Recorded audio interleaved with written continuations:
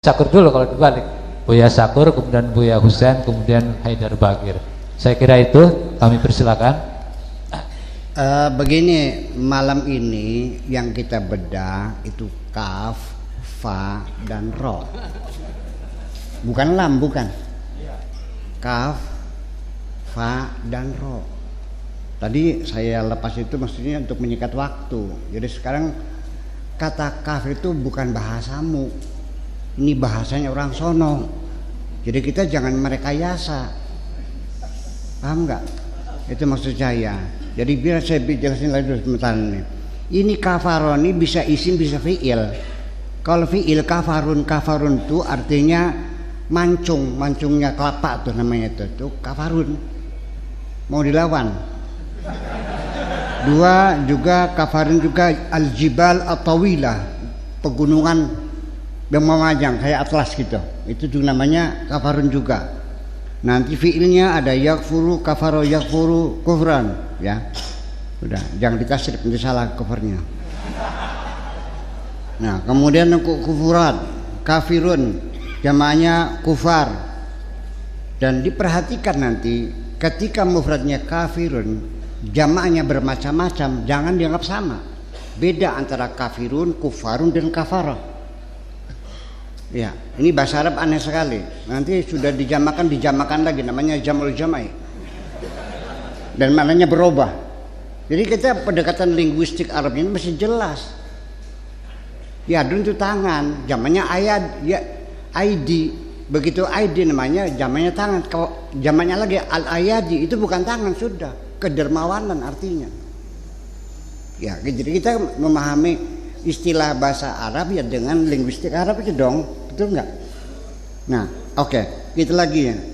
Selanjutnya kafar juga asyai satarahu, tertutup. Kafarul lail menutup. Kafarul jahal berpura-pura bohong, berpura-pura tidak tahu. Kafarul rajul artinya lam yu'min. Kafarul lagi maknanya ini banyak banget nih. Kafara li sayyidihi inhana, menundukkan, menghormati juga kafara namanya. Ya, kafara li sayyidihi artinya menundukkan kepalanya. Gitu. Kafara syai' ghata, nutupi juga. Kafara syakhs hamalahu alal kufur, mengkafirkan orang. Kafara dzunubahun, mengampuni. Kafara jarima artinya membayar denda. Zamannya kufur. Al-kafru itu zulm, kegelapan malam. Kemudian al-kafru juga namanya kuburan. Nah lah. Ada lagi ya, al-kufur artinya minal ard ma ba'uda anin nas. Artinya tanah yang jauh, di tanah yang jauh. Toang nih pada sininya mah. Ya, toang itu kafir itu namanya itu. Al-kafir juga al-qarya as-saghira, kota kecil, pecantilan. Itu namanya desa kafir namanya juga. Ya, al-kafir juga al-khasyabah, al-ghalidha, kayu yang keras.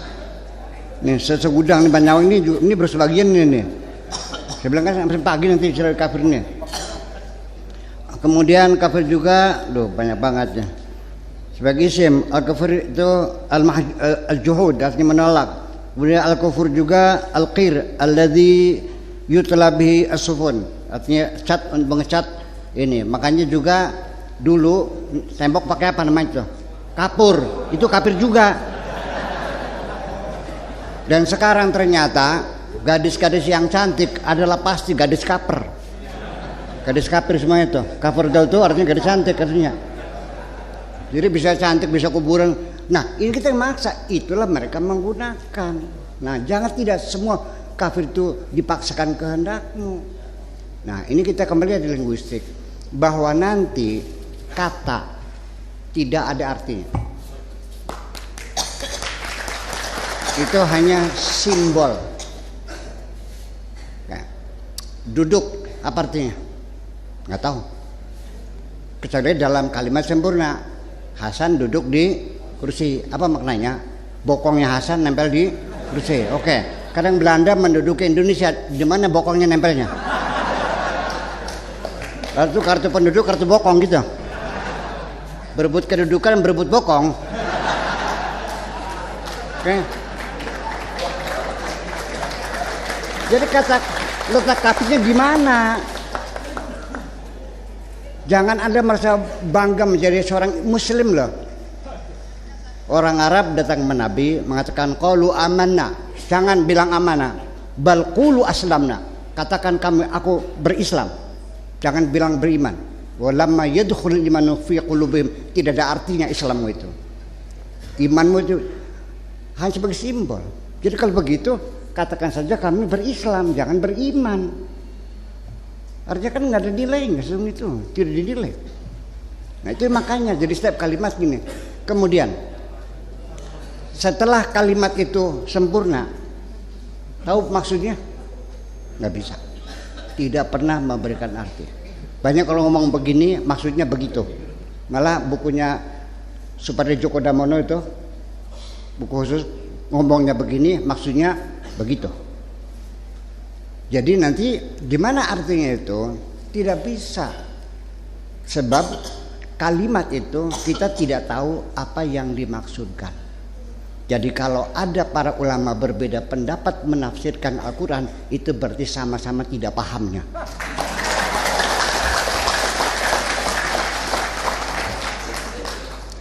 Oke. Kalimatnya sama. Ketika yang berbicara beda enggak? Beda. Ketika yang bicara berbeda enggak? Beda. Waktunya berbeda? Beda. Tempatnya berbeda? Beda. Usahanya berbeda? Beda. Dari mana Anda tahu maksudnya itu? Nah, ini kajian psikologi menentukan sekali.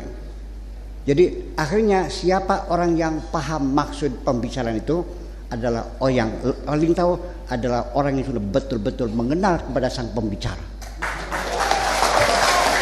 Jadi yang mengenal firman Tuhan adalah orang yang sudah mengenal Tuhan. Ya, saya kasih contoh aja. Anak saya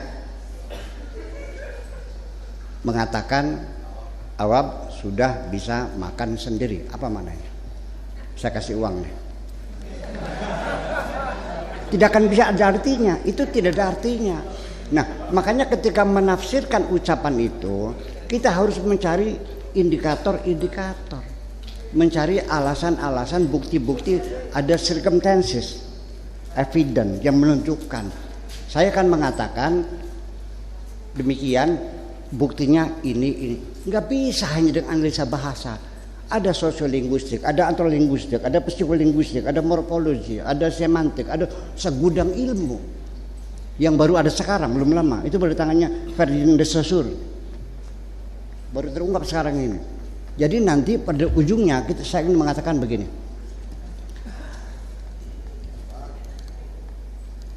bahwa artinya orang bisa berbeda. Saya mengatakan sebab artinya itu apa? Awab sudah bisa makan sendiri. Saya mengatakan itu maksudnya tidak usah disuapin. Coba buktikan mana maksudnya demikian. Bukan hanya kalimatnya. 1, umur dia masih 8 tahun. 2, sekolahnya baru kelas 2 SD. 3, di pagi hari. 4, sedang disuapin ibunya. 5, dia narik piring, 6, muluk dewek. Inilah 6 bukti, ya kan, mengatakan maksudnya sudah bisa makan segitu, tidak usah disuapin. Tetapi suatu ketika dia sudah 30 tahun, jadi ekonom, jadi direktur Grage Mall, gaji 30 juta, gaji pertama datang di bawah, dikewer-kewer, menemui ibunya, lalu mengatakan Awab sudah bisa makan sendiri. Artinya apa? Nggak usah disuapin. Tertampak sih dah. Nah, ini banyak tafsir-tafsir yang menafsirkan, dia tidak tanya ini turunnya di mana. Beda turun saja itu maknanya berbeda. Saya nagih utang sama Pak Haji Mustafa. Kalau di rumah nagihnya akan berbeda ketika nagih di sini. Karena punya mana berbeda. Saya bertanya kepada seorang janda, idahnya berapa hari lagi? Dia diam nggak jawab. Tetapi yang nanya Pak Naib langsung udah ambil surat SK-nya nih. Nggak taunya dia nunggu. Karena saya sedang duda, dianya janda. Saya nanya idahnya kapan? Dia nunggu. Pakai Husan kenal. Ada apa sih? Kirim salam.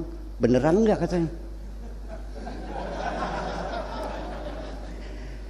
Ini makanya ketika kita melihat ada penafsiran berbeda-beda, oke. Sekarang kafir yang Anda maksudkan apa maksudnya? Tidak beriman? Orang Arab sah disebut muslim sekalipun dia tidak beriman. Allah nyuruh, kamu katakan muslim, jangan mumin, karena kamu beriman. Bal qulu aslamna walamma yadkhul imanu fi qulubihim. Berarti ada orang yang muslim tapi tidak beriman. Adakah orang min ahlul kitab walladzina amanu min ahlul kitab? Ada yang beriman kok. Ya kan begitu, Ustaz. Nah, jadi ini yang jadi persoalan. Kita ingin menanyakan, saya pernah ngaji baca kitab La ilaha illallah 4 tahun berhatam. Asal kata lafzul jalalah ini, alif lam lam ha ini, bagaimana cerita morfologinya, pembentukan katanya dari mana? Saya tidak sepakat pendapat Imam Sibawai yang mengatakan bahwa lafzul jalalah Allah itu dari ilahun, karena dia tidak bisa menjawab pertanyaan saya. Bagaimana mengiklal hamzah bisa dibuang? Kalau ilahun berarti al-ilahu dong, Allahu. Ya kan? Ini kita nama kita Allah, ternyata nggak ada yang tahu asal usulnya. Nah, ada yang menarik yaitu Imam Zarkashi bahwa itu dari alihaya lahu, artinya tersembunyi. Menutup bimana sataro. Jangan-jangan Allah juga kafir juga barangkali. Ya kan begitu, artinya dia tertutup yang tidak bisa terungkap. Itu. Saya kira seperti itu. Jadi artinya kemudian tadi sekaligus tadi tentang haram-haram tadi itu ya. Ini umat Islam tolong saya minta pengertian bahwa putusan mengharamkan itu hak prerogatif Allah. Tidak boleh siapapun mengharamkan. Karena ini milik Allah, hanya Dia yang boleh mengharamkan. Apalagi saya sebagai kiai, apalagi yang lain. Siapapun, Nabi Muhammad pun tidak diberi kewenangan mengharamkan. Nabi hanya boleh menyuruh dan melarang. Wa ma atakum rasul fakhudhuhu wa ma nahakum anhu fantahu.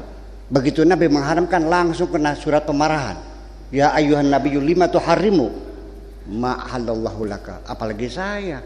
Nah, jadi ketika ada orang menghalalkan nikah siri atau nikah mut'ah, Anda jangan mengkafirkan dong. Itu dia yakini begitu. Jadi kalau seandainya Anda mengatakan rokok haram, ya Anda jangan rokok. Kalau Anda rokok berarti Anda berdosa atas diri Anda sendiri. Inkonsistensi ini dosanya ini bilangnya haram. Tapi kalau saya yang tidak mengatakan haram, ya enggak dong. Jadi untuk kesepakatan gini, yuk kita berbeda. Yang mengharamkan silakan, yang tidak silakan. Yang mengatakan rokok itu haram, Anda jangan merokok, tapi jangan menghina orang yang merokok. Saya kalau merokok tambah cerdas. Terima kasih. Langsung Buya Husain, saya kira.